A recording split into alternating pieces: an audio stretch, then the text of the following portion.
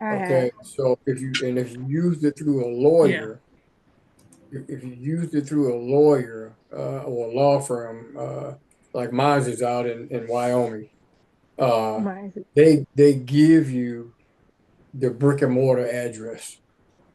Yes. But I didn't do it. I did it through Telebrands, and it was the Wyoming, and I have a brick and mortar. I did that through iPostal as well, but it's a brick and mortar as What was the well. first one? You just have to be mindful for I did it through iPostal in No, Wyoming as no. When you first said Wyoming, you did it through some other company, oh Telebrand, sorry. Telebrand.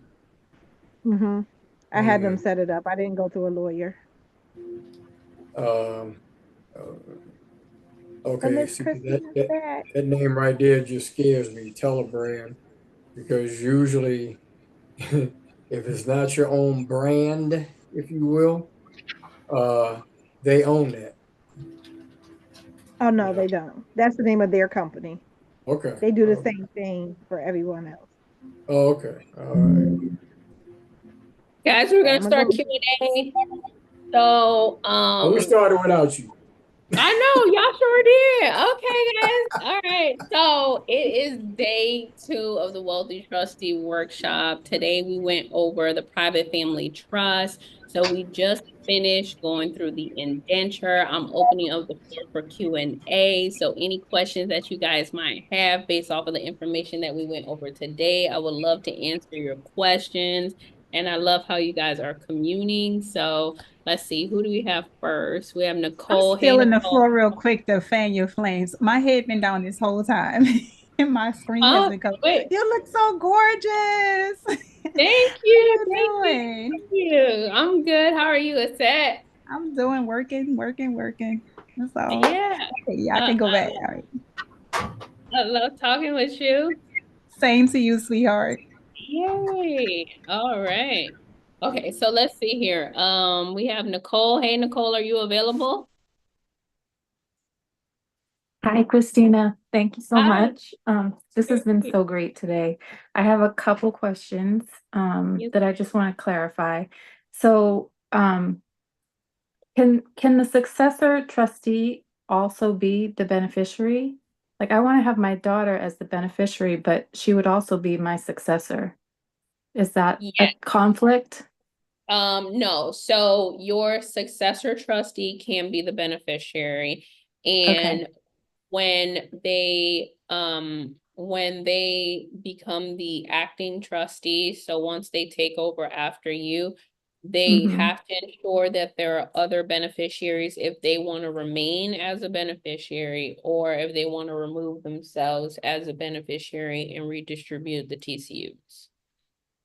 Okay, so she would have to redistribute all the TCUs, No, or no, sorry. so she would just have to ensure that there are other beneficiaries there if she didn't want to redistribute the TCUs. Okay. And can she name like an estate as the beneficiary? Or could I, Yes.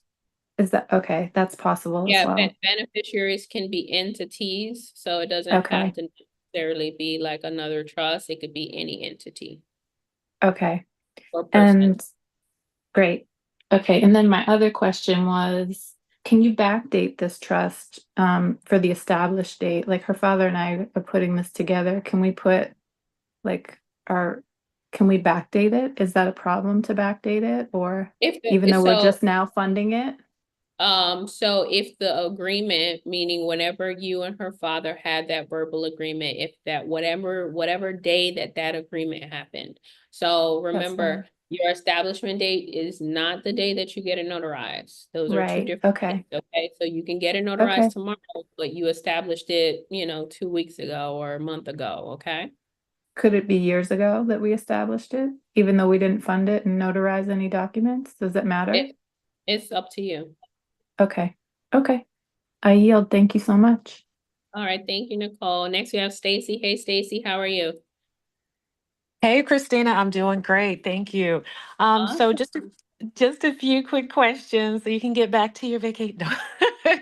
I'll Yeah. try not to. I'll try not to be too long, but Can y'all believe that? I'm not even home and I'm just, no, I'm kidding. you're an inspiration. Okay, that's what I want to be doing. So I have a question about the age for the beneficiary. Well, a few questions from that, but it says after the beneficiary reaches age of 30. So we have children. One just turned 30. Nice. The others are on their way. So in that instance, we're just starting this trust. Obviously, it's not built up. What do we do in that instance? Do we push that out, or what is it that we're really saying here since we just started it? Mhm. Okay, so you're saying one beneficiary is 30 and the other ones are under 30. Uh-huh.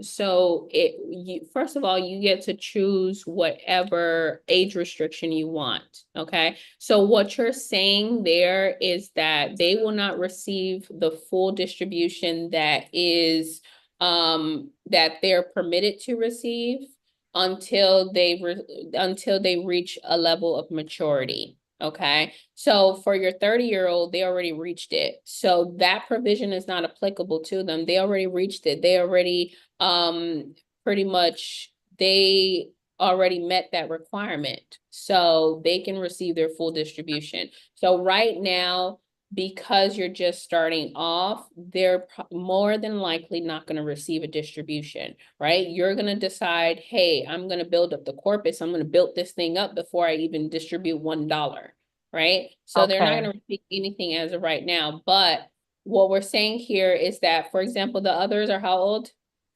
24, 26. Okay, so for the 24 and 26-year-old, right? So what we're saying is that they're not going to receive their full distribution until they reach 30. So let's just say that 5 years into 5 years into the future, right? The 24-year-old is going to be 29. Let's just say that they would be entitled to receive $8,000. They're not going to receive the whole entire $8,000 because they haven't met the requirement of the age of 30. So they're going to receive a portion of the 8,000. You as a trustee are going to determine what that portion is. If you want them to receive 4,000, 5,000, 6,000, whatever that is, because they haven't met the requirement yet. So that's what we're saying. And do we determine what that distribution is? So say, for example, there's three, they each get 33 and a third of the TCUs. But could we say if the corpus is like, let's say it gets up to a 500,000, that we're only going to distribute 30% of that corpus, which would still be their prorated number of TCUs? Does that make Yeah. sense?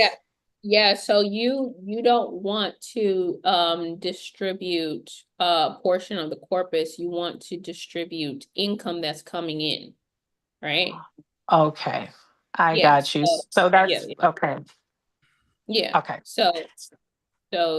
So the corpus is what stays inside of the trust. That's pretty much like the net worth, and whatever is coming in from dividends, from capital gains, from cash flow, that's what you distribute. I see. Okay. And then the other question, when you mentioned the charitable contributions and you talked about, I think it was once it hits 100,000, when the estate achieves over so much in assets. My question was, would we put it all the way at 100,000, or could we put it, let's say, like once it achieves $100 or more, just so that we're still able to distribute to the charity, even if it's not at 100,000? Does that make sense? You get to choose whatever amount that you want, but $100, I'm a little confused about the $100. Because what we're talking about is we're talking about cash flow and net worth. So what you're saying is, you're gonna start distributing when the net worth reaches this amount. So I don't know if the net worth would be $100. So I guess the way I read that was that once it achieves this amount or over, at our discretion, we can then start to direct money towards the ministry. So it That's kind of correct. read, That's okay, correct. so it, So you're mhm. referring, so then you are saying if the net worth was 100,000, I mean, $100. Right, just saying if it's at I'm trying to put a minimum in there as opposed to saying I have to wait until it's 100,000 before I distribute it. Like, could I distribute it if it's once it hits $100 or more? So 100 to a million versus I have to wait until I hit 100,000 before I can distribute. Yeah, so you can put a yeah, you can do that. So if you wanted to put a range, you can put a range. And also it's discretionary. So you don't have to get fixated on the number, because even if you put 100,000, if you wanted to distribute at $100, you could. It's discretionary. Okay, And it perfect. says it in that section. So it says it's discretionary. Okay, okay. And then last two quickly, does it matter if you use all caps or not when you're putting your trust name in the document? No. Okay, and on the certificate of trust signature page, I know that we have the co-trustee and the trustee listed there, but where the signature is, do we need to also add the co-trustee in the signature, or does the co-trustee just need to be included on the certificate itself? You need to add a signature line for them and put their name there. Okay, perfect. Thank you very much. You're welcome, Stacy. Next, we have Maria. Hello. Hey, Maria. Okay. Good day. Okay, so I have a few questions. One I asked before, but I need to ask it again. For the authenticated birth certificate, does that go underneath the family trust or does that go underneath the ministry trust? So it's an asset, and any asset you can place in any one of the trusts. So me personally, I'll put it in family trust. The family trust. Okay. And would you also be going over how to get a 98 number? A foreign EIN number for the trust? No, but I do, you're gonna receive the instructions. So in Okay. tomorrow's email, you're gonna receive step-by-step instructions if that's the route that you wanna go. Not everyone Mhm. qualifies, so I don't have the time to go through it. So if you qualify, if you have a foreign address and you wanna go through that manual process, then you can, and we provide you with the instructions. Okay, because I know you have to call into that one. You can't do it over the internet. Yeah, you Um, have to, yeah, it's a and I manual think Say, it's process. gonna be, could I say something to yes. that effect, Christine? Yeah, go for it. Okay, dealing with the 98 numbers for foreign, uh, Entity. however you want to label it. The thing is, if that grantor has a social, has a birth certificate for the United States, Hmm. don't do it. You're going to jail Why is that? because you're trying to defraud the government. So you're going to jail. How would it be defrauding if you're taking yourself out of the United States? Just like I said, if that grantor Hmm. who's setting up this trust for you has a birth certificate or a social security card, they cannot, in other words, they can't be used. You have to go to a foreign country that's not involved with the Hague, such as someone in Egypt that has to set up that trust for you Hmm. using a 98 number to where they have no But legal. I can also do business in a foreign country. So if I want residence in a foreign country like Jamaica or like Cuba, I've already taken it out and I have property over there that is going to be our home. How will that be defrauding the I tell you what, because I don't want to hold up Christine's Q&A. okay. I'll send You can you invite me. Okay. I'll send you So, my contact. so listen to the actual term, right? So what is it called? I just want you to say it. I don't want to say it. What is it called? Foreign, foreign, Foreign, what's the second name? EIN number. No, EIN number. Oh, foreign trust. foreign grantor Okay. foreign grantor trust, right? Mm-hmm. So what does that sound like?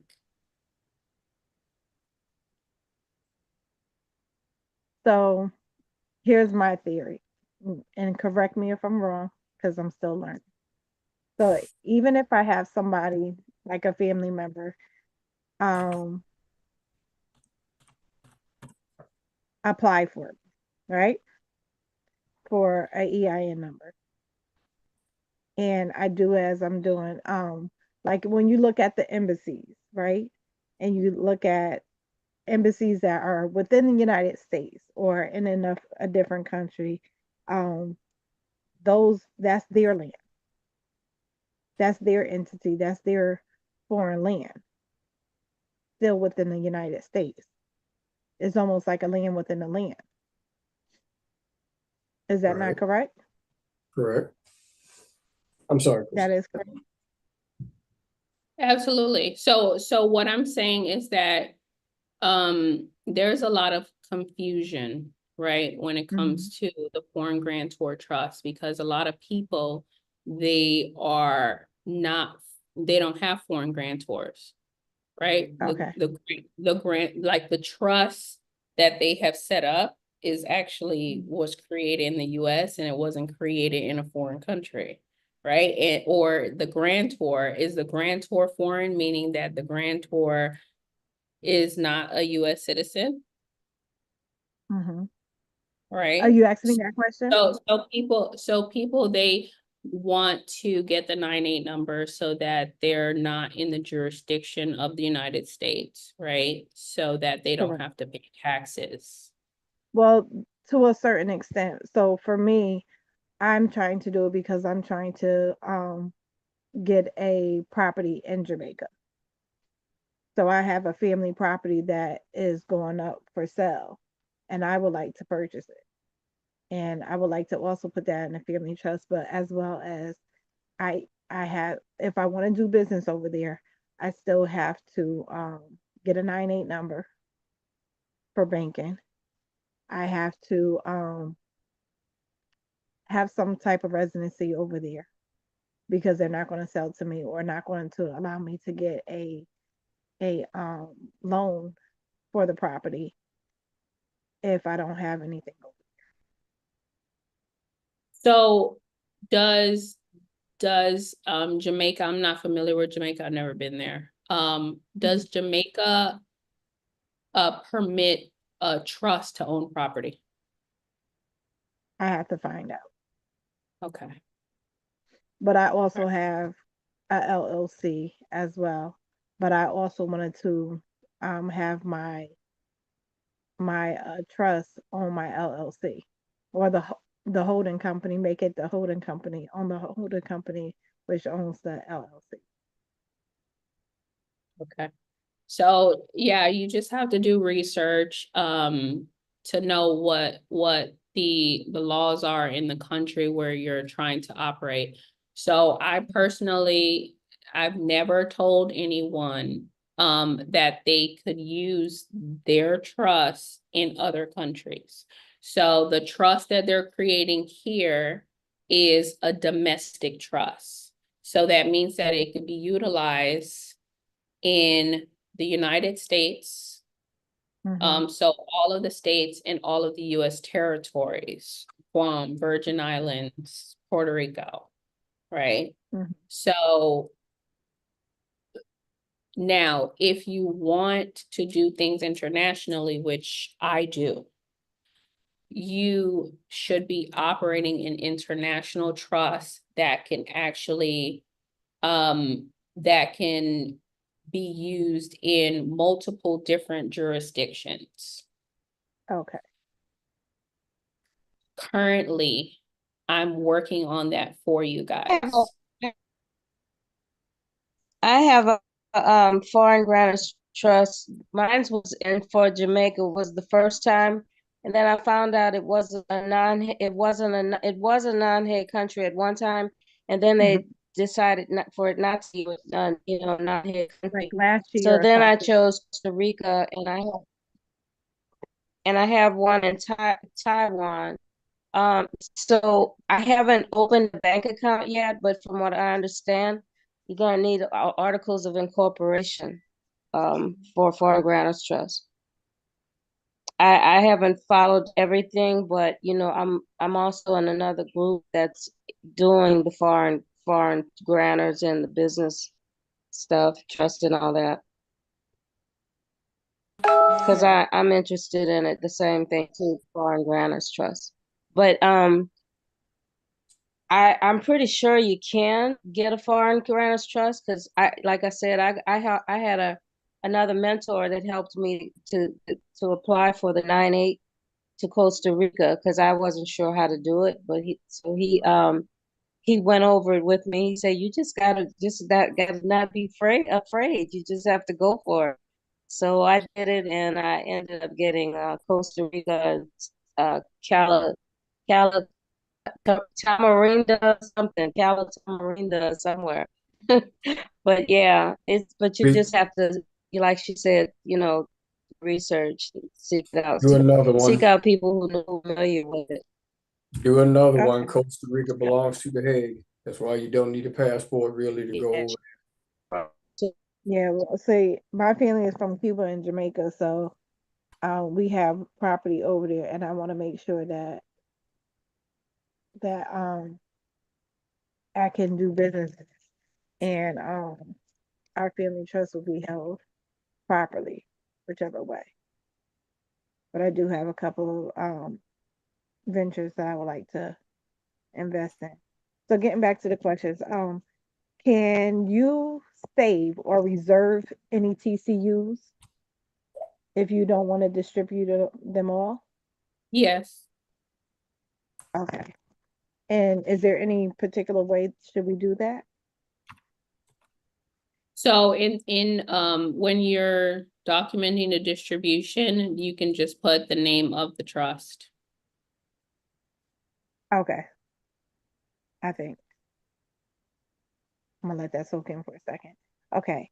And can we have, so you know how we put $1 up um for each of the members?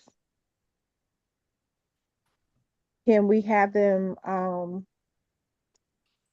open up a IUL or an insurance policy for their Yeah, contribution?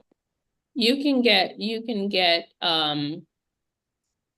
a policy on every single person that's associated with the trust. So the Okay. board of trustees, beneficiaries, and the trustees. The board also, you said? Yes, anyone who's associated with the trust. Oh, okay. I think. Okay. So, for the distribution, how would that go if we wanted to wait for it to like make money before we start passing out money? Yeah, so you decide when you want to initiate distributions, and inside of the trustee powers, one of the provisions says that you can actually you can withhold distributions in order to build up the corpus. So that's exactly what you're explaining right now. So you don't want to do any distributions until the actual, trust has reached a certain amount. So you're Oh, entitled to do so, and it's inside of the trustee provisions. okay. Thank you. Did you say at a different time um that you had someone else doing the authenticated birth certificates that's associated with your program So that can I, enlighten me? I have someone that I can refer you to. Can you refer that person to me? Yeah, you have to send me an email. Okay, not a problem. And I think that is I have one other question. Insurance policy. Okay, never mind. I'm gonna allow someone else to speak and then I'll come back if you have time. All right, thank you, Maria. Thank All you. right, next we have Mia. Hey, Mia. Hi, how are you? Wonderful. Good. Well, thank you so much for today. It was really valuable information, first off. Thank you, Um, Mia.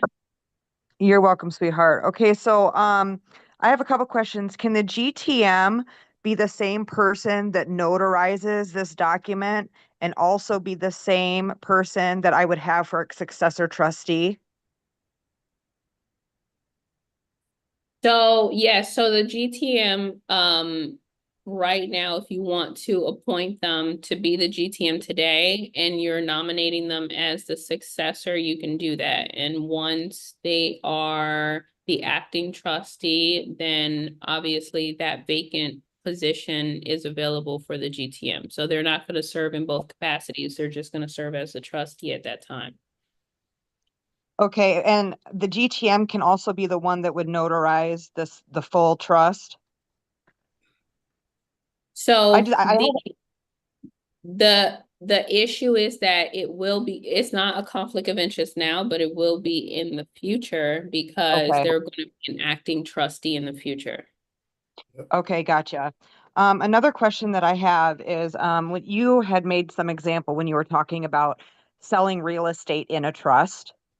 And because the majority of my background is real estate, and that's kind of where my assets are right now, if you sell a piece of real estate in this trust, do you have to reinvest to avoid capital gains, or does that change that scenario?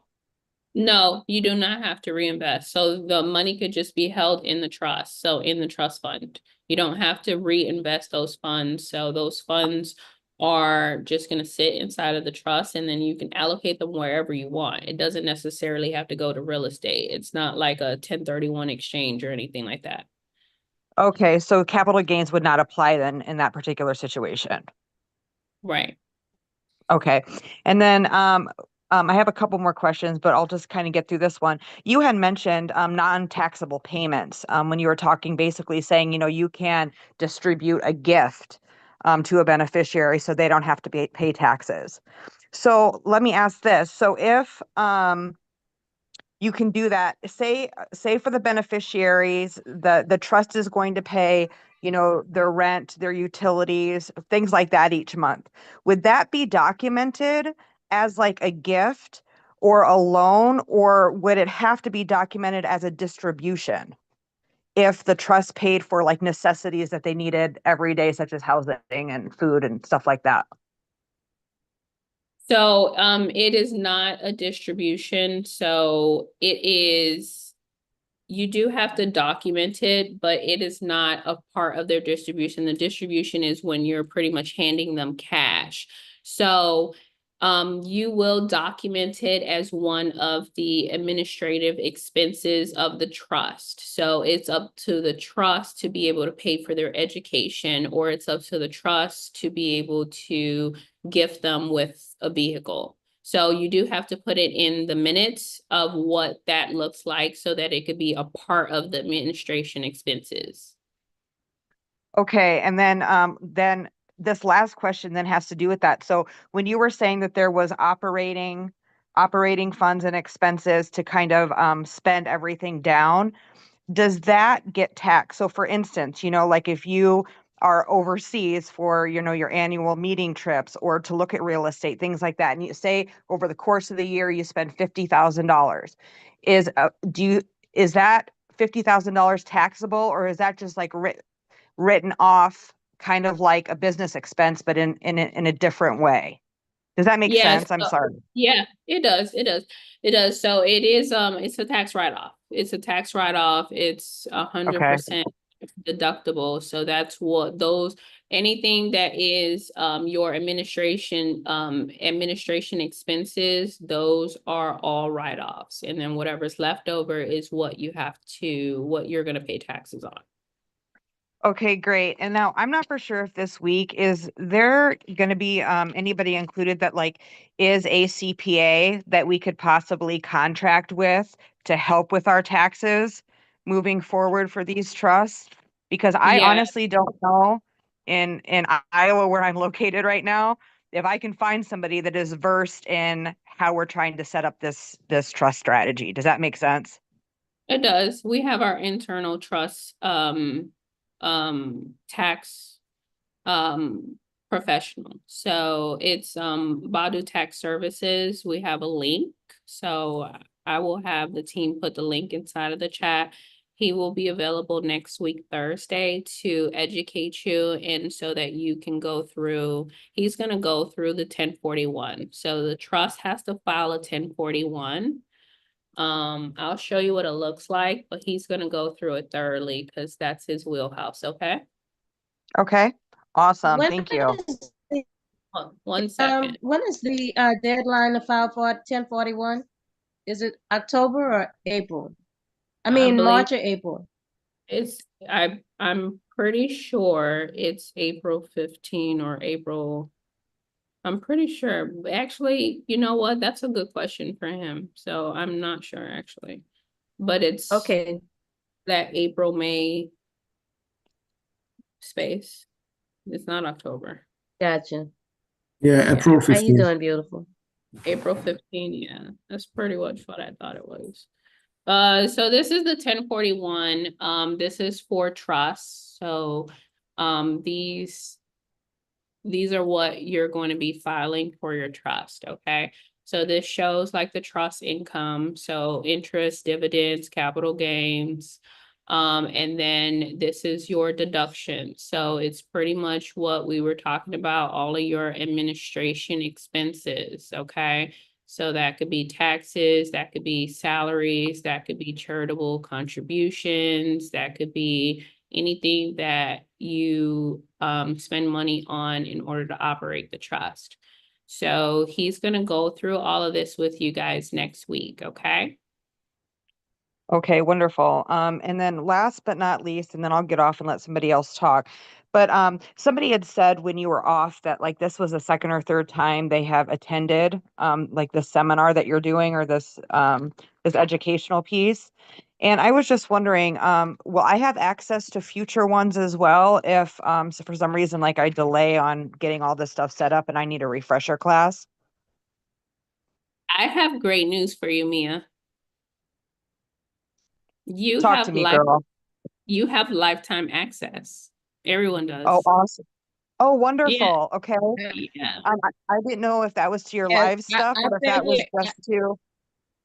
Mm-hmm. Yeah, I've been here a year so far. Miss Bay has been I was for just telling her I've been here for yeah. a year. So yeah, you could come back. Miss Bay, she joined January 2024 and she's been to every single workshop. And All right, her wonderful. her I trusts are tried. I tried. executed. I tried. So you have, Now, so Mia, you have lifetime access. You can attend every single month and you will get the emails. So I hope we don't annoy you. You will get the emails for every single workshop. The next workshop is March 24th to the 28th. okay. Yeah, so All right. Well, generally thank you. every 4 weeks, unless I have something fun that I want to do. Okay. And they Well, all thank you very recorded much. too. I sure do appreciate that. Yeah. Yeah, you see, yeah, they are. They're recorded too. So when you log in, do you see, Mia, have you logged in yet? Do you see like the second one where it shows workshop Absolutely. recordings? Absolutely. Yeah, I've kind of skimmed through everything, but it's Okay. nice to actually jump back on so then we can ask questions if something isn't Yeah. clear because it really is Yeah. a lot of information to go over in a short period of time. I know. Yeah, wait for the rest of the week.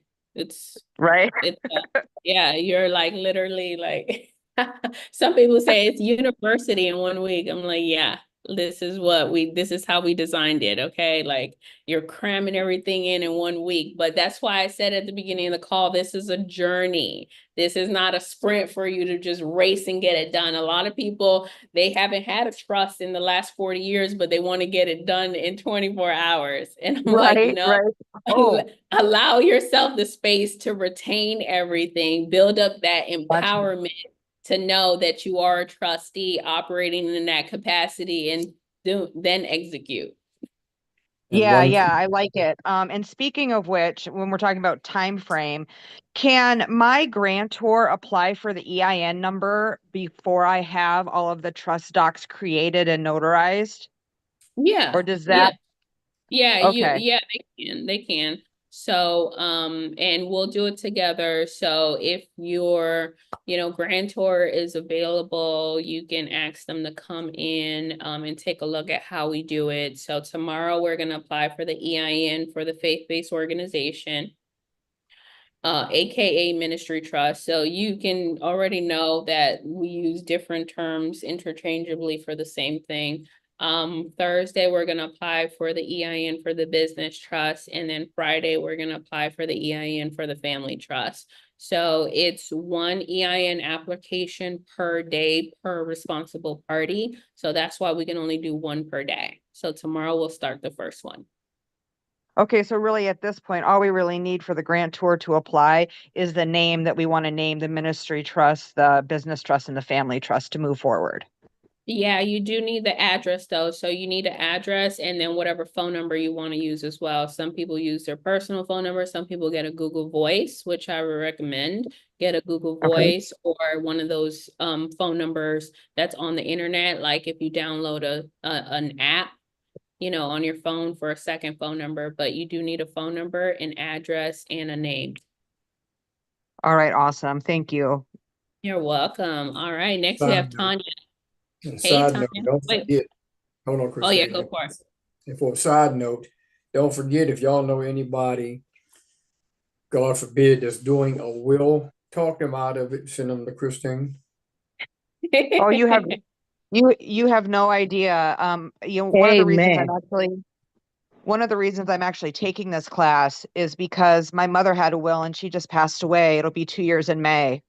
And this attorney that she trusted with everything, he was the attorney that wrote it. He was the executor. He wanted to be trustee, sell all the properties. Anyway, he wanted to hold all of these roles. And because he had all of the control, I had to hire an attorney to represent my interests. Mind you, I'm the only child.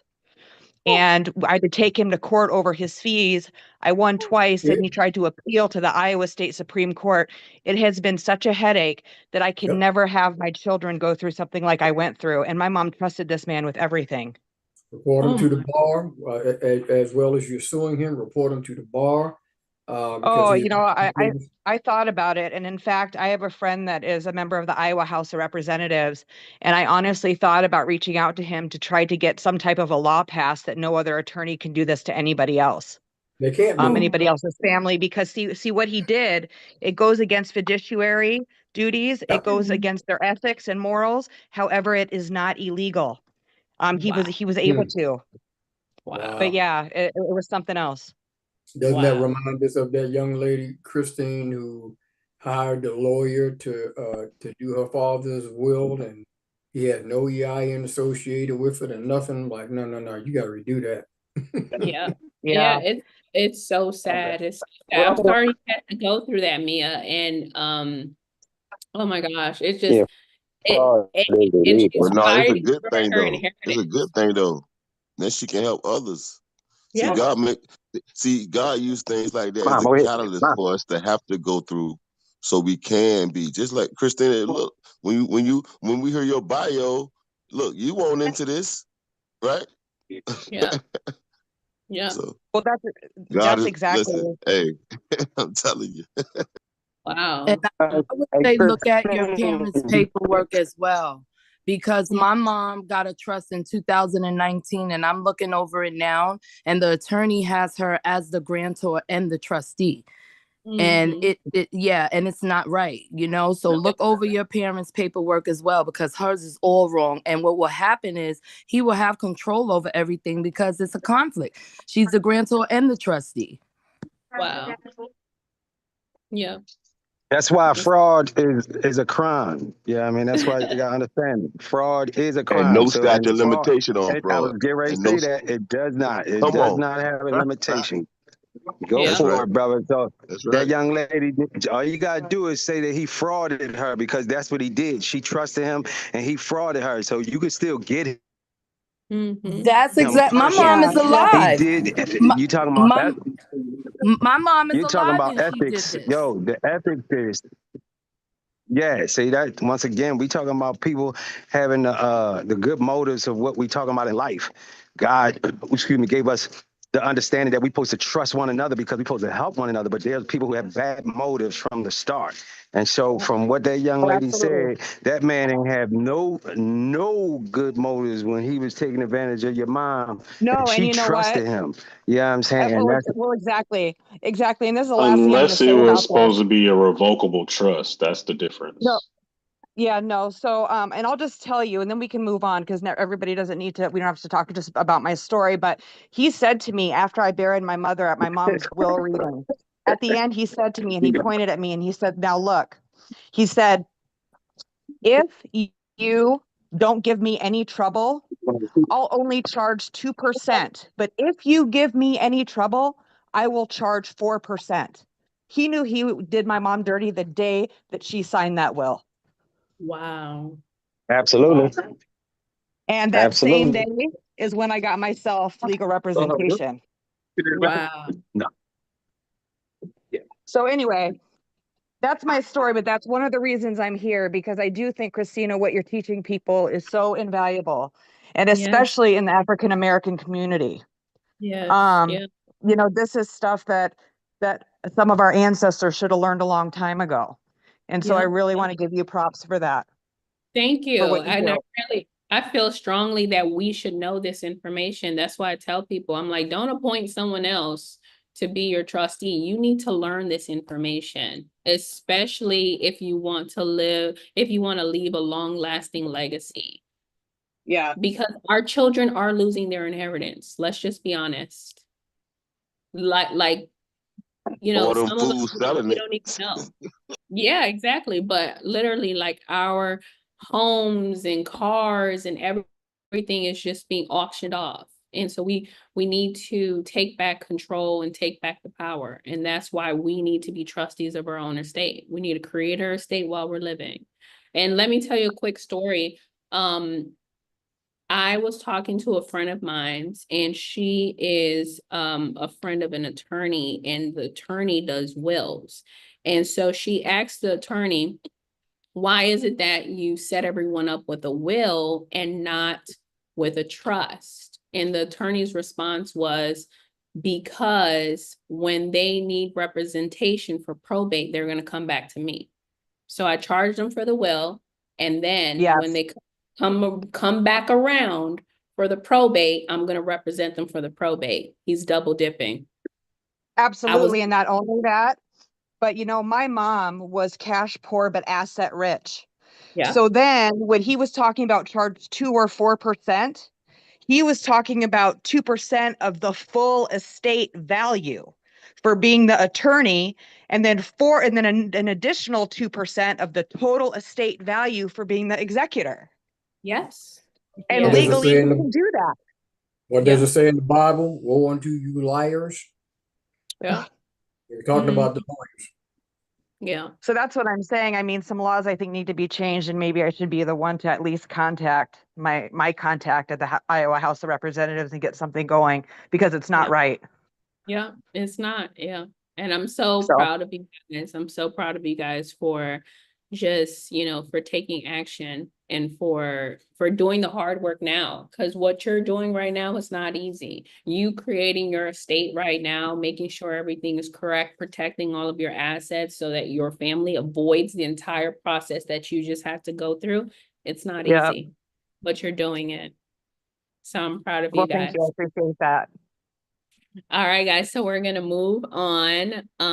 We're gonna take it over to Tanya, but I almost felt like crying. I get a little emotional. Like with Mia's story, I was just like, oh my God, I felt it in my nose, my eyes. I was like, oh, I that is so know. sad. I went to the process of probate in Florida. Yes. So my yes. mother-in-law had everything straight, everything right. She went to an attorney, and she's absolutely right, because she went to an attorney and she got it done.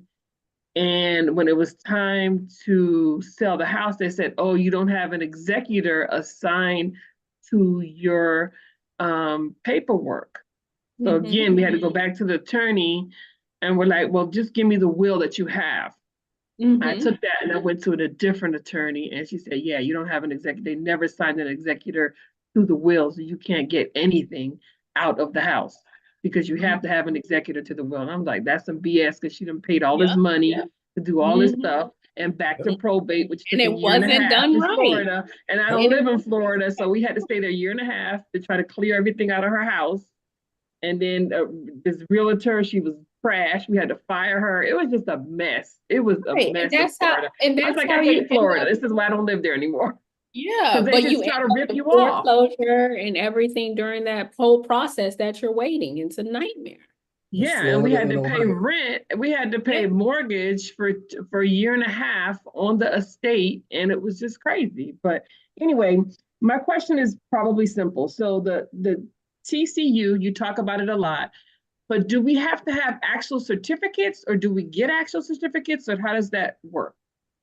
Or it's Yeah, just so known on the contract. So so you can do it either way. So you can issue, so for example, like, so you can issue actual certificates. So it's up to you. It can look like, you know, a certificate in the school. So if you want to do the actual certificates, you can. You can just put TCU certificates on the top and how many that they're receiving. So it's up to you if you want to do it that way. Or and you then can the oath. Okay, so then the oath I want to present to all the people that are in the trust so they know to keep their mouth shut. Yes, Do you everyone's actually have associated. something written? Do you have actually something written already, or do we just write our own oath and then they just sign it and then just swear upon it or whatever? How do we, like, what do we do Yeah, about that? so we don't have any templates for the privacy, so it would be something that you would create on your own.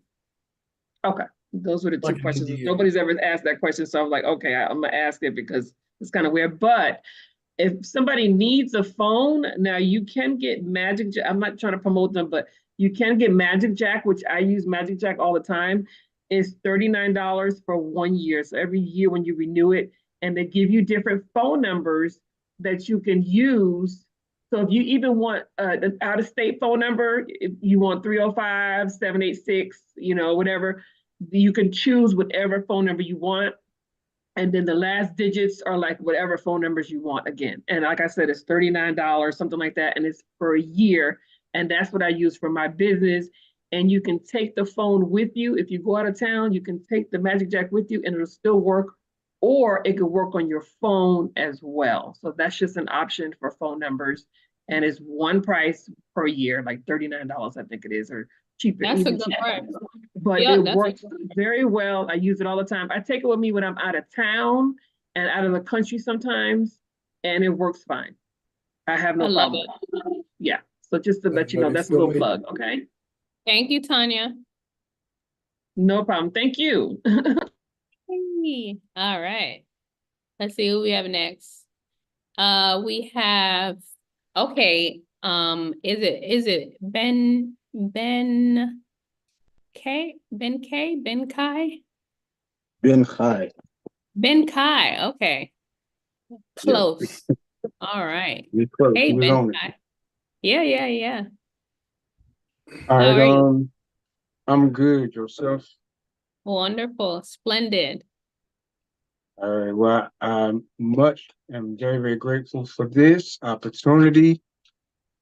So Thank getting right you. into it, I got one. Does the co-trustee need to be at the notary? Do they got to be notarized? The co-trustee has to sign the certificate of trust, and the certificate of trust is going to be notarized. So yes, they have one page out of all of the pages. Okay. All right, that's it. And the trust. Okay, so if you have a trust that lists the private trust as the benefits, like the business trust, and it lists the private trust as the beneficiary, does that make the business trust, would they be considered an asset to the private trust? Or it's just a separate entity and it's just the Yeah, it's a beneficial separate. interest? Yeah, it's a separate entity. So, a trust is not an asset. A trust holds assets. So it's a separate entity. But a trust can open another trust. Yes. So any entity. So any entity. So an LLC, a corporation, or a trust. Okay. All right. So, okay, that's cool. Um, a trust operating as a business, like a foundation, would it need to be a 501 or it still could be a 508? So the 508 can operate like as an organization. It could operate like as a traditional nonprofit. So it doesn't really operate like a business because you have for-profit, nonprofit. So the business trust, you can operate it as a for-profit entity. The 508, you're going to operate it as a nonprofit entity. Okay. So tomorrow we're going to talk about the 508s, and you don't have to go down the whole 501c3 route with the 508. So we'll talk about that tomorrow. Right. Okay. But it couldn't do profit. So if you wanted to do profit, then you could do a 501. So a 501 is still a nonprofit. Okay. Okay. Okay. Yeah, true. It is still. All right. Final question is, if you have children that's not your direct descendants, or like if you raise children, like you raised a son or daughter for they hold like 19, 20 years, whatever, but they're not your direct descendant, never adopted them or anything like that. How would you, because they couldn't be beneficiaries if you have direct descendants and beneficiaries. So how would you include Yeah, them in? Yeah, so two things. So anybody, you can list anybody as a beneficiary. So the beneficiaries don't have to be your children. The beneficiary could be a sibling, the beneficiary could be a parent, or anyone, right? If you didn't have children and you wanted your best friend to be your beneficiary, you could. Okay, so there's no restrictions on that part. The only restriction is what you're talking about, which is the restriction on being like a TCU holder. So for your specific situation, you would have to change that. So you would have to make changes to that section to say that a TCU holder, so this is any TCU holder in the future, right? Any TCU holder in the future, they would have to be a direct descendant of that ancestor. So you have to make changes to you can either add their name to, because so your child, right? Do you want their children to also benefit as well?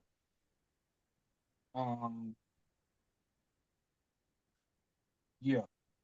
Yes. Okay. So then you would add them in there. So you just have to the portion where you're talking about the ancestors in the family, you want to put the applicable ancestors. So you would put your name, and then you would probably add them. Exactly. Their descendants also be beneficiaries of. Correct. Yep. So just add them as an ancestor. And then them and their children will be applicable in there. They can be TCU holders. Okay. That's it for now. Yeah, so in that section, you can have multiple names. It's not just only one name. I know you saw me put one name, but you can have 5 different names if you wanted to. Okay. All right. That answers everything for me. All right, thank you. All right, next we have you're welcome. We have Dr. Dawn. Hey, Dr. Dawn. Hey, Christina and everyone. Thank you so much for all of this valuable information. This has been wonderful. Thank you so much. Appreciate that. Thank you for being here. Yes, thank you. And so a couple of questions. I was a little confused on this one because this is one that my husband and I are doing together. So I'm trying to see, should we be trustee and co-trustee, or I'm trying to see how we should structure Yes. Are we able to do that? Go ahead. Yes. So for spouses, the best thing for you to do is for you to be co-trustees because you just think of it kind of like you guys are business partners, right? Or you guys both just birthed the baby and both of you guys are going to be taking care of the baby, right? Both of you guys are going to be taking care of the trust and managing the assets that you place in the trust. So, and you guys are going to be equal, meaning that both of you are fiduciaries and have that, you know, all the same roles, responsibilities, and powers. Okay.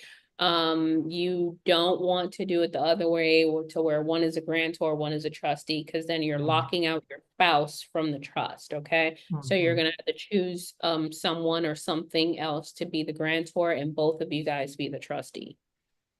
Okay, now do we need to assign a GTM, one of us to be the GTM, or that's really No, already okay? it's so you are already the manager of the trust. Gotcha. So that's only if you didn't want to manage the trust, but you still wanted to remain as the trustee, then you would hire a manager. Okay, wonderful. And one last thing. What are examples of ways to fund and grow your family trusts? Like for business trusts, okay, all right, we have the business going there.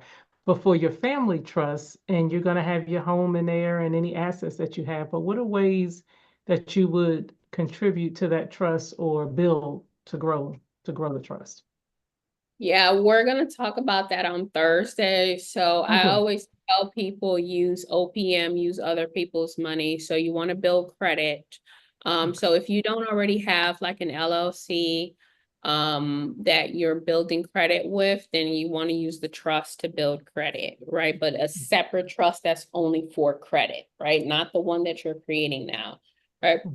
So you want to be able to build credit for the trust. That credit can then be leveraged. Okay. So you can leverage it to put a down payment on real estate. You can leverage it to put it into like insurance policies so that you can generate that cash value. You can leverage that credit to get like index funds and you can invest in anything, right? Whatever it is that you want. So that's what I always tell people. So if you're intentional about building the generational wealth, then definitely leverage OPM, use other people's money in order to park those funds in other places, but you can like double dip on those funds too. So we're going to be talking about those things on Thursday and Friday when we're talking about funding the trust, how to document loans, how to build credit for the trust, and then we'll talk about insurance policies and stuff like that. Okay, great. Thank you. That was all I You're had. welcome. All right. Thank you, Dr. Don. All right. Next we have Mike. Doctor Credit. What does it say? Doctor Credit. What? I can't see the last part. Oh, it's horns. Yeah, the letters just running close together. Oh, horns. Okay. All right. Yes. Awesome. How you Awesome. doing? Awesome. Wonderful. You look like you're on the radio. Oh yeah, Where, I'm in my office, so where I are you needed to going? tune everybody out. But yeah, Awesome. yeah, thank you for the class and all the information. It's You're outstanding, welcome. as Thank we all you. need it. Most of my questions were answered. The only other question I probably would ask you is if you have a resource for like binders where we can have like the trust name put on the binders and stuff like that. Yeah, I'm currently working on creating a partnership with the company that I got the binder with. So Hmm. as of right now, I do not. And so I would tell you just to look on Amazon. There's, some options there, but as of right now, not yet, coming soon. Okay. All right. Thanks. That's all I got. You're welcome. Thank you. All right, You're next welcome. we have Maria.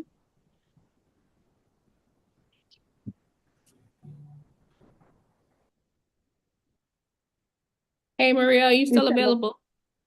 Yes, I'm still here. So All right. I have a different question. Yes. So I have adult disabled child. Um, are we able to make a trust and just like a single person name? Does that make Um, sense? yeah, you can. I mean, so are you saying that you want to create a trust and put their name on the trust? You Yeah, want to, sort of. do you want to create a trust for that person, or do you want to create a trust entity and name it like their first and last name? So I guess let me tell you my results, what I really want from it. So I don't want to continue to go through probate court and everything else, um, being his conservator and all that other good stuff. But how do I take I don't want to say custody, but it is custody. How do I take over instead of having the state be over him? Does that make sense to anybody?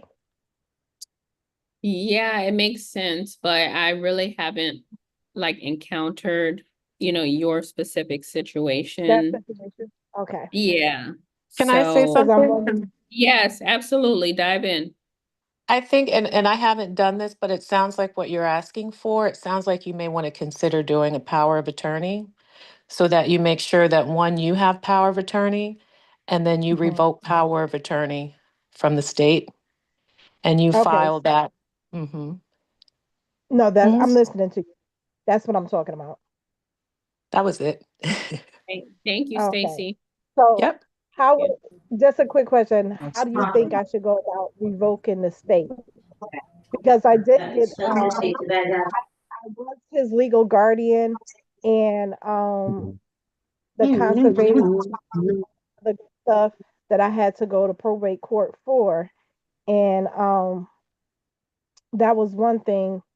And I didn't have a problem with it, but just during the pandemic, I never went back and updated my paperwork. And they said something to me like, if I don't do the paperwork, the state could revoke me. I think there's an actual form that you can file. You may want to Mhm. check to see if it's a specific form with the state.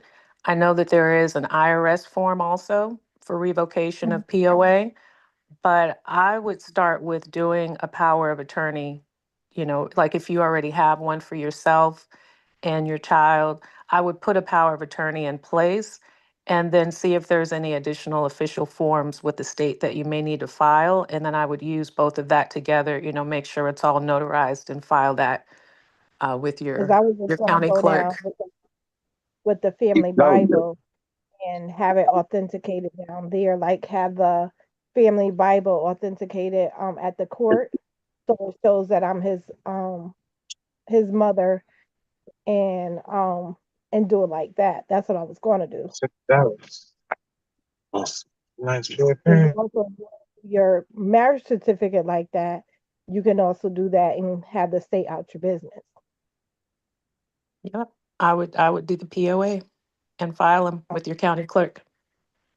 okay. Can I add And a then I have quick 2 cent for you? yes, When you please. look on your state website, go to the probate section and look at all of the forms that are there. You should find one that says executor of the estate and then study all the laws that goes with it because you can appoint yourself to be the executor of the estate if you have all of the documents that you already said you have. Yeah, But because look I was into listed that they part. renew it every 2 years. They Yeah. renew it every 2 years, every 5 years, or something like that. And then the other is declaration of DNA ownership. Yeah. One of my cousins passed away. Both of well, he passed out, had a heart attack, went to the hospital. They sent him back home with Miralax or something like that, and he died and he was in a coma and then on ventilator. And both of his parents married had to fight the state in order to get them to back off from pulling the plug. So fortunately, my cousin just passed on his own. But the idea that his parents and being married still had to fight for their own DNA, like someone else Hmm. had another say over it because he wasn't married and he didn't have any kids. was Correct. kind of outrageous. And so they ended up having to go to court Mm. to regain their guardianship. But since you already have the guardianship, you can then put yourself as the executor and put all the things in place that you need to put in place. Okay, because But like part I of that said, it also expired. I is just want to claiming, know that. yeah, so part of it is claiming ownership of your DNA was one part. And then the other one was absolute ownership or absolute guardianship of the minor. He's not a minor. He's an adult. He's 28. But if he's disabled, they may still consider him a minor if he hasn't claimed his estate being as of the age of majority. And that's a whole nother study. I'm not saying I know this. I just started following to figure that out because my kids are minors. And so Okay, those so are a the things that declaration I'm of studying. DNA. Declaration Yeah, of DNA. you have to make sure you let them know that you are at the age of majority, or else you're still a minor to them. You got to send out notices and all that. Yeah, I'm studying the same thing. Yeah, It's me very, too. it's amazing. Yeah, Yes. because the marriage license gives No. custody of the child to the state. So that's why you have No, to the birth reclaim that certificate. child back. Yeah, so the birth certificate, but if you put it inside of a family Bible and go to the probate court and get it stamped, that goes back over that breaks the contract with the state. Then you have your Great. contract back. Yes. So if you have a birth certificate and if you have a marriage certificate and you do that inside a family Bible, that can be done that way. So that was my Yes. And plan. so I bought the family Bible back in December, but I was just trying to get this part through so I can Or put the being author. thing. Yeah. There's also a conveyance of a death certificate. A lady sent me a template for the conveyance of death certificate, and I have 7 of them, and you can put those inside as an asset for the trust. Yeah. I heard of that too. I I was found waiting that on out grant. too. Yeah.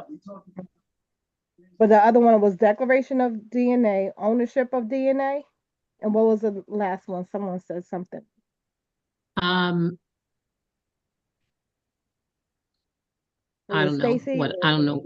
I don't know what I I was just said. saying the I think she was POA. saying power of attorney. A power of Yeah. attorney, Power of maybe? attorney.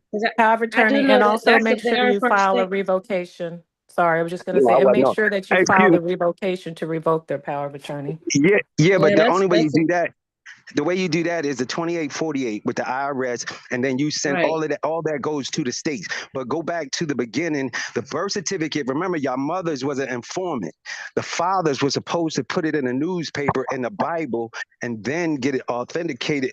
As far as the birth of the child, y'all have up to 7 years to the age of 7 to take back your Yeah. kids. But the minute that That's they why turn I say 18. Yes, but listen, y'all. The point of reference here is taking back POA from the state. That is what everybody is dealing with right now. This is why they have y'all signed over your rights once you got the driver's license, once you got the birth certificate. All these things, if you read the fine print, you are volunteering, giving them authorization over you. So those who have kids under 18, go back and get your kids by putting it in the 2848 and then putting it on the record. Y'all got to go and put it in the newspaper. It's called a certificate of publication. All these things y'all got to read. We got to they read the said you can also Constitution. put it on Facebook.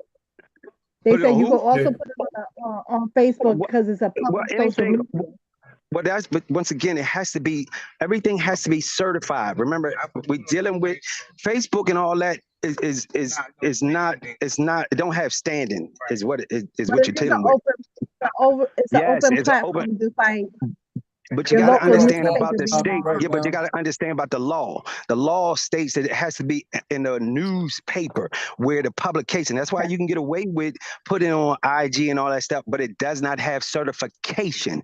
You have to do too much. But if you just go ahead, because remember, a public situation is only 3 days in the newspaper. Then a legal situation is 30 days, 21 4 days. weeks. Okay. So y'all have to understand the process of what we're talking about. Young lady, your kid is 20 something, you see, your kid is over 18. So they have to do their own power of attorney. Excuse me. So that's why the state is able to tell you every 2 years to refile these papers. You got to take them off, take them out of the equation in the first place. You give that, and then once again, the revocation of power is just you writing on a piece of paper saying, I take back my power. And then once again, young ladies and gentlemen, Minnesota 220 rule. Go read that, and that is the record of giving you majority, getting back on majority. You're saying that I'm over 18 and I can handle my affairs. And I'll share one more thing for you, folks. And I apologize, Christina. Y'all go back to apology accepted. Yes, ma'am. 1940.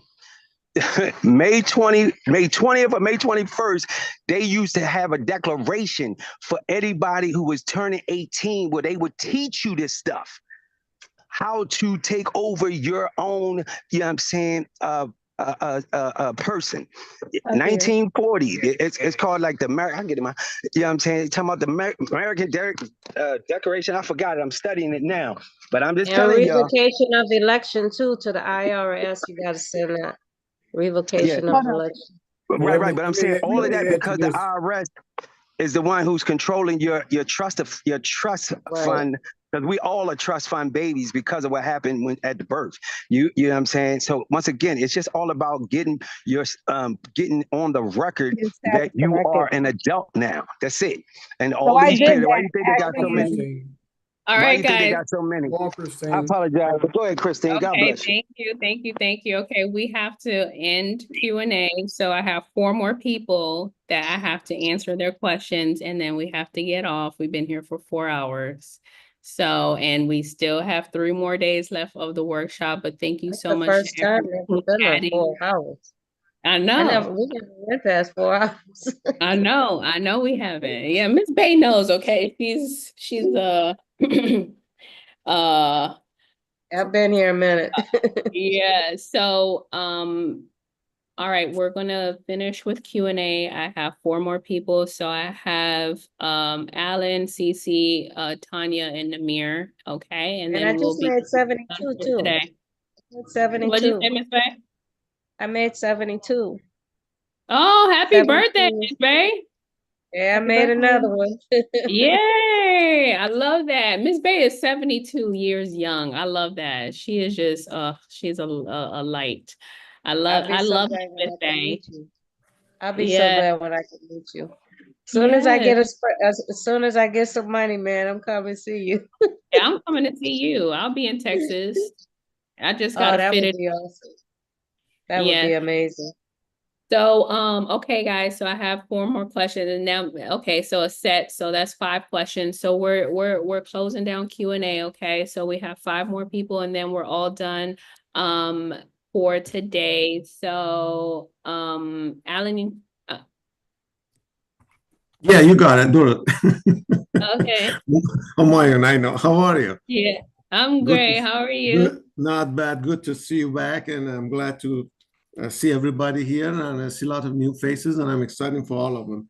Listen, make the story very short. I know we need a coffee, but grantor. Yes. Grantor is responsible get the EI number as well.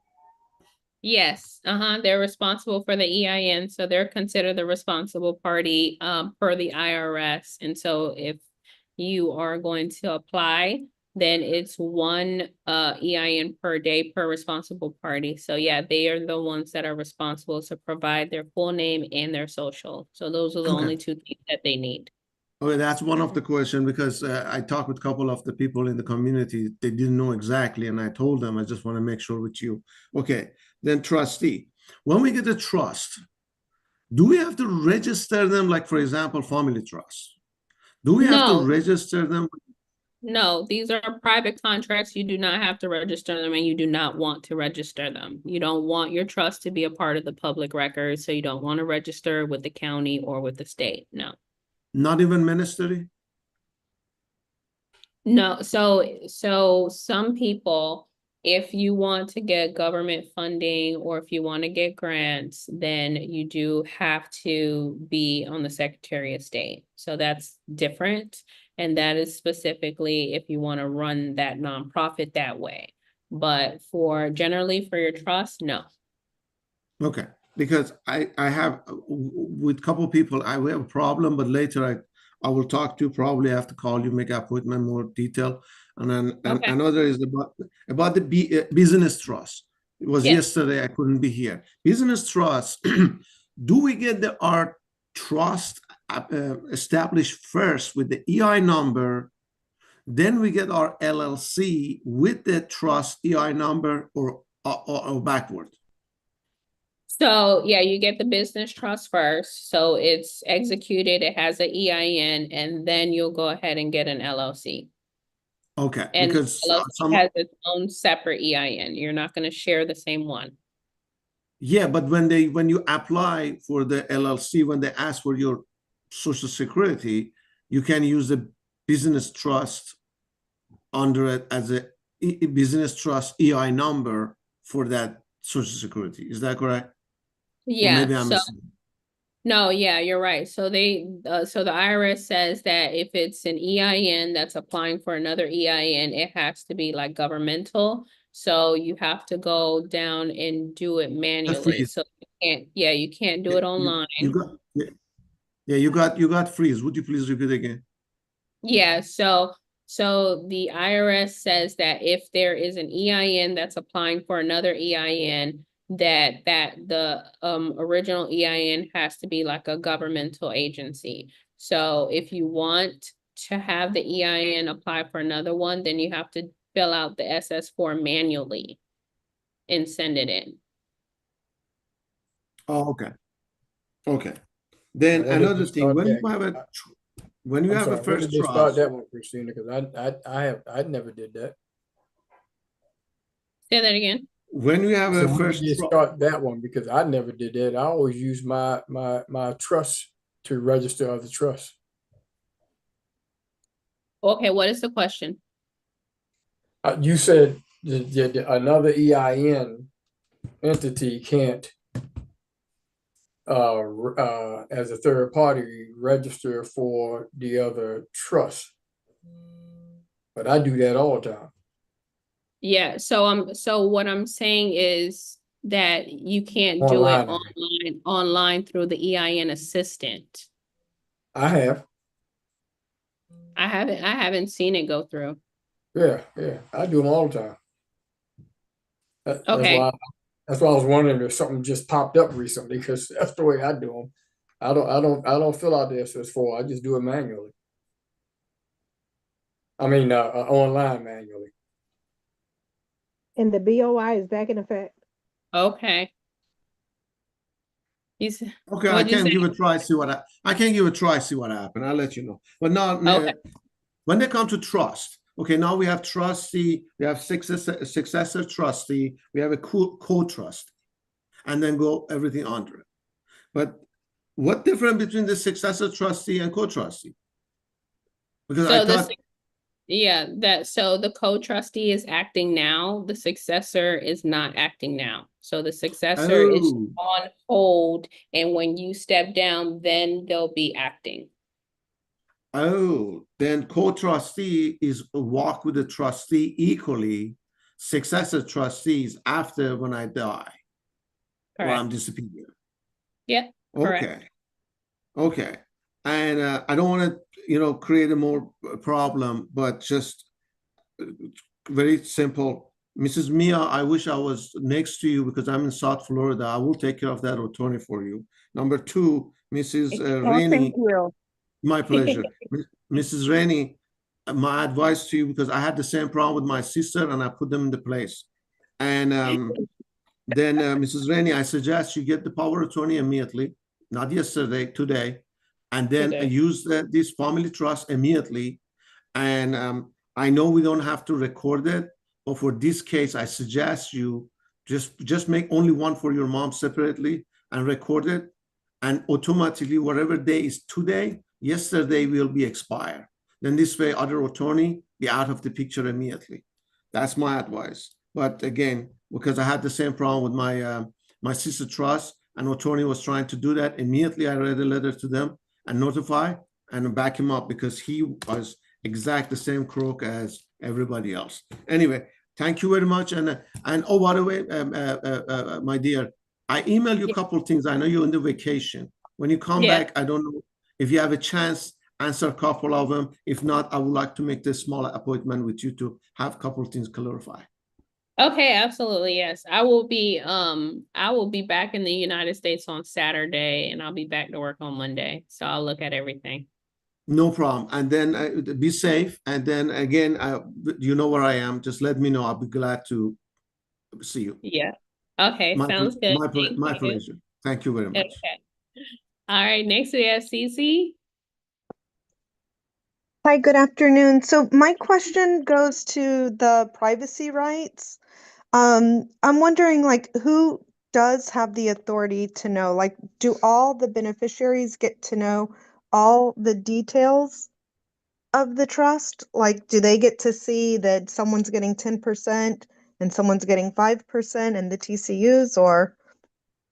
So generally you want to share with them. So the TCUs and everything, those are in the schedules. So generally you want to share with them the declaration and the bylaws, generally the bylaws, so that they can see what the trustee powers are and they can see what, their beneficial interest is. So you'll share with them pretty much the bylaws, really. You could share the declaration, but the schedules, the meeting minutes, you do not have to disclose those.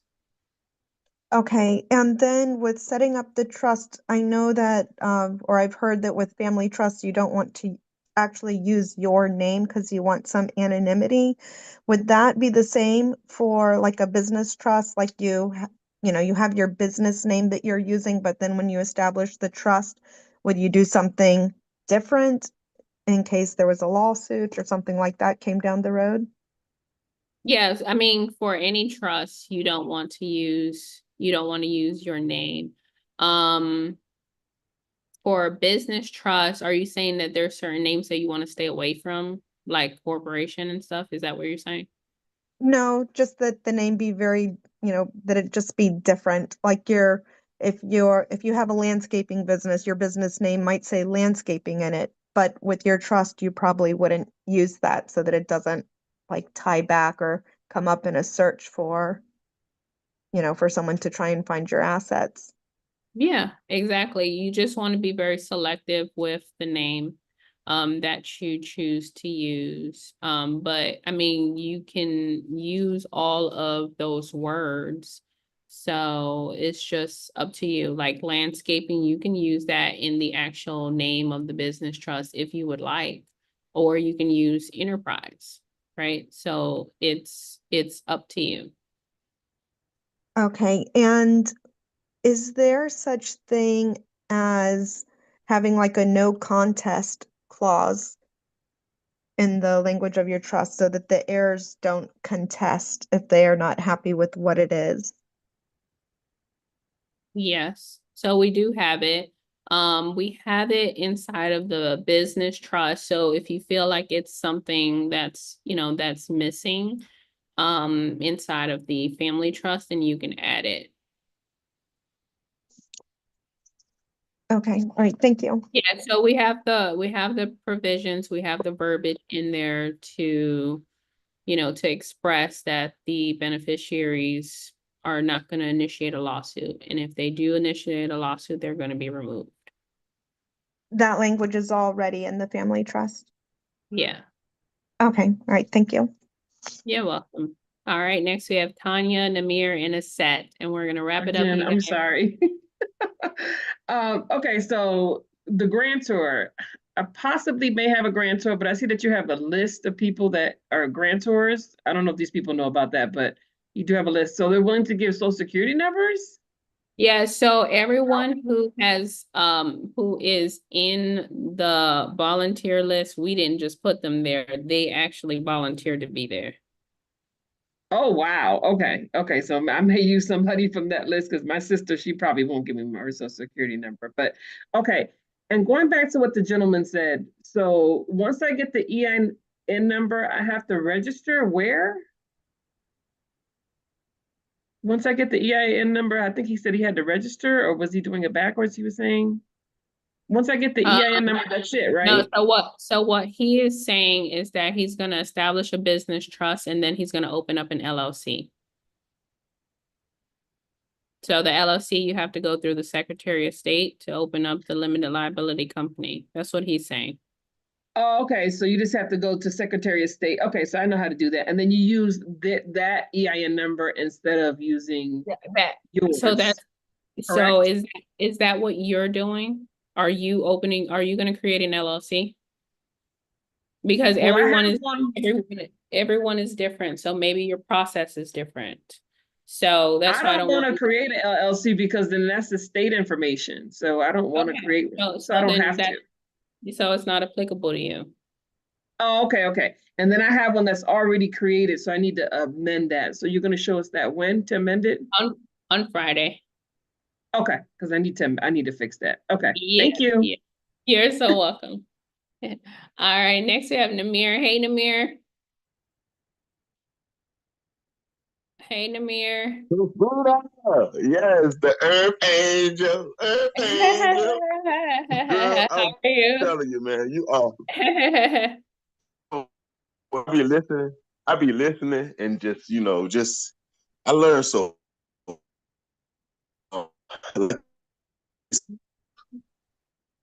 You're breaking up. You don't answer for every question. Girl, how in the world? Like, yeah. Listen, I aspire to be you, man, all day. That's why I just I just want to edit you all flowers. This girl, like some testimonies, really touch heart too, because stuff going through my family, my grandmother passed, and this is one week now. But try to incorporate a lot of myself, you know what I'm saying? Yep. Or with the group, and you know what I'm saying? But I'm just saying, I don't know. Just pray for me too. You know what I'm saying? Like, but I'm just saying, man, every time I come over here, like you just lift my spirits though, Christina. You know what I'm saying? Like, just listening to you and just how everybody like just I don't know. I just had to come and edify you and lift you up, man, and keep you in high spirits, man, because I know it's a lot too. Like you be having a lot of stuff going on. You know what I'm saying? I'm like, how's she doing? I wish I could just be a little fly on the wall with you, girl. Yeah, I don't know how I do it either. It ain't nothing because you're an earth angel. Listen, you're an earth angel. Hey, listen, man. Same way. That's undeniable, Namir. That's undeniable. Man, listen, man. and like I say, when I first came on, I heard your testimony of how you went from being a nurse and a single mom and blah blah blah. You know what I'm saying? Like it's just inspiring, man. And listen to a lot of other people, like they have these skills, but this right here, like you said, is what every family needs. You know what I'm saying? And a lot of these attorneys, we don't need to deal with attorneys. That's why I learned the more science. You know what I'm saying? Like, don't deal with attorneys. You have to learn how to do this stuff yourself. So just along those lines, you know what I'm saying? Because that's what their job is. That's their job, to play you so they can get paid. You know what I'm saying? And same with pharmaceutical companies. You can move all that stuff if you need to. Yeah. Pharmaceutical. Okay. Yeah. I'll be back to grab that when they fix that. Okay, bro. Hey, girl, let me know. Okay. All right, peace. Yes, but yes. So I just again, man, like, girl, you the greatest. I tell you that all the time. Empress Christina, you know what I'm saying? Running your empire, you know what I'm saying? Like, so I'm just I ain't come to do nothing but edify you, man. Always, man. If I'm on the call, that's what it is, man. I appreciate you are truly you the greatest, so man. much. He deserves it. You. He really deserves I'm it. telling you, man, like nobody is doing this, period. Nobody. Yeah. But, you know what I'm saying? And if they doing it and they trying to get over, like how they say with the lady with the attorneys and this and that. And a lot of our people, if we don't know, we die from the lack of knowledge. So if we don't know this, how can we go back and look into these things? We thinking that these people got our best interests, you know what I'm saying? And they don't. So we have to learn how to do it ourselves. You know what I'm saying? That's what being autonomous is. You know what I mean? Autonomous, that means self-governing. You know what I'm saying? Like being self-sufficient, you know, with the IULs and all these things. Like I told you, a lot of people around me, I try to tell them about this stuff, but some of my people just not on it. So it's hard for me to kind of trust or go and deal with certain people. So, you know, I'm just, you know, I'm praying for more discernment and, you know, listen, I'm saying, look, ain't you like her too? Yeah, oh my God, and you always come on here looking so gorgeous, girl. I just want to tell you that too. Oh my God. Thank You just you, live my Namir. spirit. Thank You you. live my spirits all the time. I was sick like you too. I was down because there's some kind of bug or something going around. It's wiping people out. You hear me? I It don't know what sure it is. is. It sure is. I know. I had to take all of January because I had Listen, to. I'm telling you, you see me, I'm in here. You see, I used to show my face. I don't even want to show my face today. I'm telling you, but you got me back up and back on it. I'm just telling you, man. I'm going through it, man. So yes, all praises, man. Like Yeah, God we're is the gonna pray for greatest. you, Namir. Yeah. Yes, God's the greatest. Look, if somebody talking about God is good, don't mess with him. That's why I always tell people. God is good, and they're cliche and that trending mess. No, they don't know him, right? Because he's great, right? You know. So That's right. you know, Right. Not good, but great. Hey. come on. So just continue what you're doing, man. I love you so much, girl. I'm just telling you, man. Keep it up, man. Christina, Like for real, man. Thank Christina, you. I just want to say one thing before we go. I tried to call you one time when I found out that there was access to with the 1099 MISC, where people who have EINs, like you have EIN, we could have formed a group and gifted each other 18 grand each.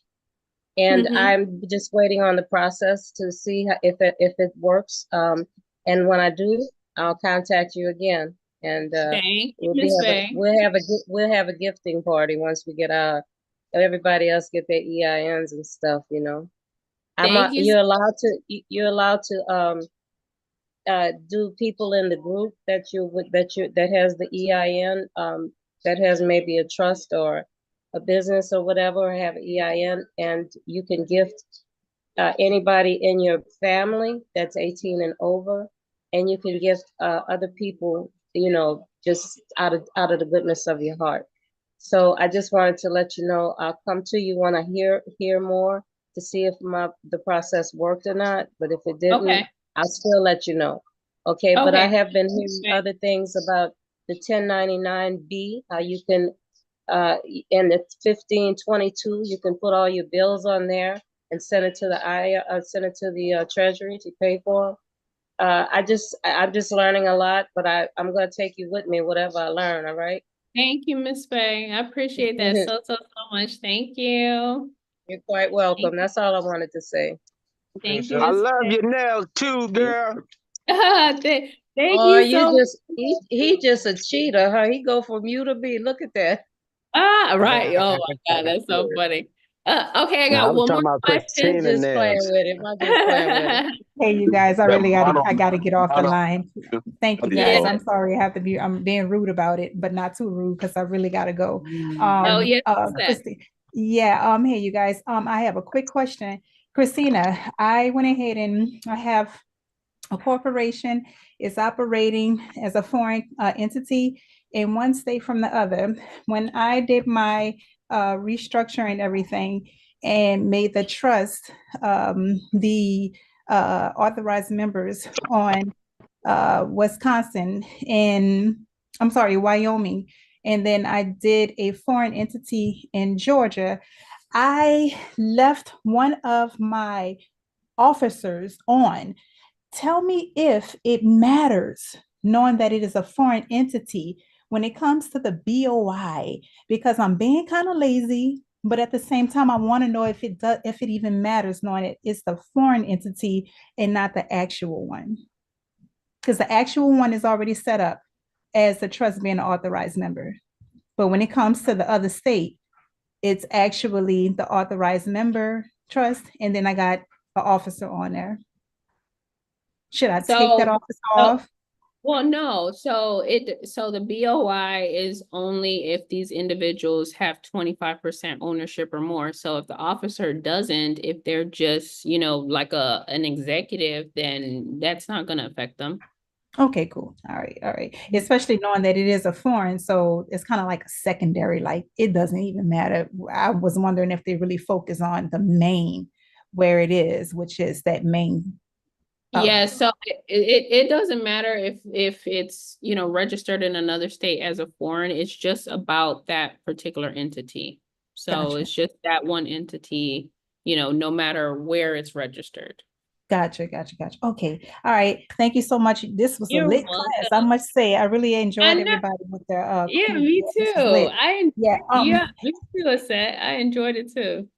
The guy that was on there talking about the 1940 May 21 and all that stuff, is it possible if there's any kind of way I can get in contact with you or something like Yeah, that? why you don't, Like your why information you and don't chat. send, yeah. I inbox them too. Yes. Yeah, that's Tyrone. My name is I'm Tyrone. I calling Tyrone. apologize. We here. Yeah. Yeah, Yeah, Tyrone, put can you it in put the your chat. information in the chat? All right. Well, actually, my phone getting ready to die, but if anybody can, my phone number is 240-286-2027. Once again, that's 240-286-2027. I appreciate all you. And I was telling you, Christine, you're looking gorgeous, girl. Thank you so much. That's that cinnamon. Hey, Tommy, I'm telling you, because last month, you had your hair all out and you was looking sophisticated in business all. Now you all in the sun and everything, looking all cinnamon. Yeah. I've been And then going. your nails, every month you changing. Okay, that's what's up. You changed your nails to green. That green is nice on you. Yeah, no, it's for nature because I've been out in nature every single day. That's why I'm like two tones more chocolatey than what I usually am. Yo, that's cool though. So, Good, sis. That's great job once again. Yeah. Say your number one more time. 240-286-2027. I gotta go because don't be mad if people from YouTube call you because you putting your number all over YouTube. That's your fault, okay? I told you to put it in the Hey, trust me, I don't mind because I got Jesus. You know what I'm saying? And only those who understand. Look, God is only gonna let those who know call me. Come on, somebody. That's who I trust. So I don't worry about that. I had that number for over 20 years. I ain't going nowhere. Right. I ain't going nowhere. Look, I have wronged no man, so I don't have no worries. Come on, somebody. I got Jesus. All right, guys. So we're wrapping it up for today. So thank you so much to everyone who joined us today for day 2 of the Wealthy Trustee Workshop. Today, we went over the private family trust. So tomorrow, you're going to get an email at 10 a.m. Eastern Standard Time. And in that email, you're going to have the Zoom link and the templates and the resources that you're going to need for day 3. Day 3, we're going to be going over the faith-based organization, also known as the ministry trust. Okay, so that's what you're going to expect for tomorrow. So tomorrow we're going to go over the indenture for the faith-based organization. Then we're going to apply for our tax-exempt EIN number with the IRS. And then the last thing that we're going to do is I'm going to show you guys how to become ordained ministers if that's the route that you want to go for your faith-based organization, okay? So the homework for tonight, 2 things. One is let us know inside of the Telegram chat and the Facebook group why you decided to become a trustee. We want to know. So I know a lot of you guys had verbalized it earlier today. So not everyone here in the community is on the workshop. We have over 850 trustees in the community. It's about touching 900. And so we want to be able to connect with you in our Facebook community and our Telegram chat. So let us know why you decided to become a trustee. And the second thing is you received an asset inventory list. So that is a worksheet that you can use in order to take an inventory of your assets so that you can better prepare for Friday. So Friday, we're going to be transferring assets into our trust. So I want you to be able to take an inventory of the assets that you have to know which assets are qualified to go inside the trust and which ones are going to remain out of the trust. So go and begin to start working on that. And the last thing is, if you have a grantor, the grantor is responsible for getting the EIN. So you can invite them to the class so that they know what the process looks like. So we're going to apply for EINs Wednesday, Thursday, and Friday. So you can go ahead and invite them so that they are able to see that process of what it looks like in order for them to apply for the EIN, or if they want to do it live while we're doing it. Okay. So without further ado, thank you so much, everybody. Have a beautiful, blessed, and amazing day. And I will see you guys here tomorrow on Zoom, same space, same time. Bye, everyone. You are the greatest. Bye. Thank you. Bye, everyone. Thank you, Christina. You're welcome. Bye, everyone.